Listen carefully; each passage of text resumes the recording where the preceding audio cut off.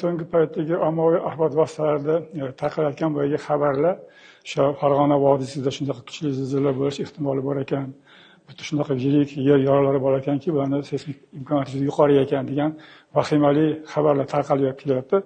Endi bu vahimali narsalarni e'tiborga olmasligimiz kerak, chunki bizning hududimiz o'zi seysmik faol hudud. Bu hududda shunaqa zilzilalarni keltirib chiqaradigan mana yer yorilari mavjud. Bu yer yorilari doirasida qanaqa kuchdagi zilzilalar yuzaga keladi, bular chuqur o'rganilgan.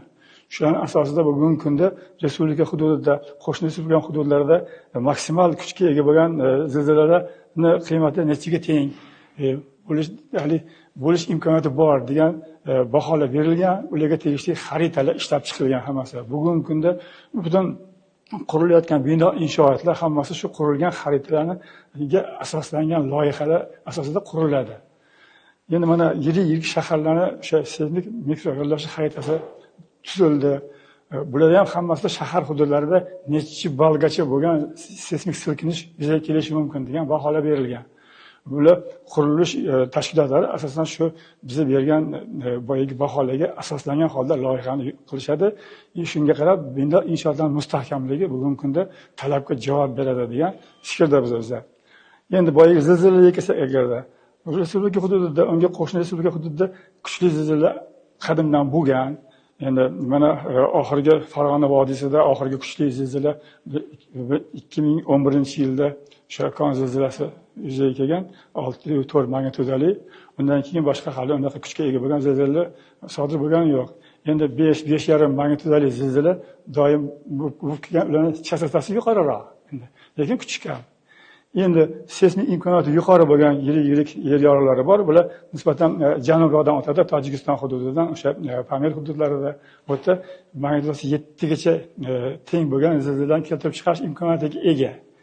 Endi o'sha hududda shunaqa kuchga ega bo'lgan zilzilalar sodir bo'lganda, uni seysmik ta'siri 9 ball, undan oshmaydi.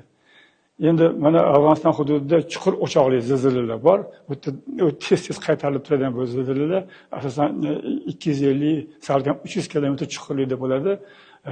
Markaziy Osiyoning hamma respublikalari o'sha silkinishi ta'sirida his qiladi.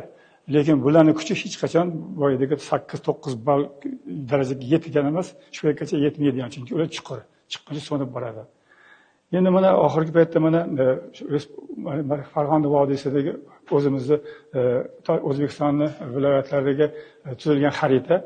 Mana bu yerda keltirilgan asosan 90% dan oshiq hudud 8 balli hudud. Agarda shu yerdagi mavjud bo'lgan yer yorilari o'zini maksimal seysmik potensialini agarda yuzaga chiqarsa, undan bo'lgan silkinish 8 balldan oshmaydi. Endi bor ayrim mana kichkina hududlar 9 ball. 9 ballga yetishi mumkin. Bu ham endi shu yerdagi boyagi yer yorilarining faolligini o'rganish natijasida, inesiga bu yerdagi yuqori yer qobig'ining yuqori qismlarini tuzilishini hammasini hisobga olib berilgan baho.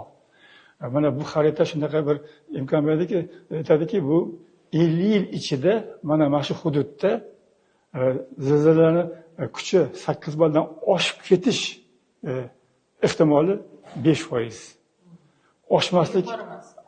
Oshmaslik kafolati 95%. 95% ehtimolga qurilgan xarita hisoblanadi.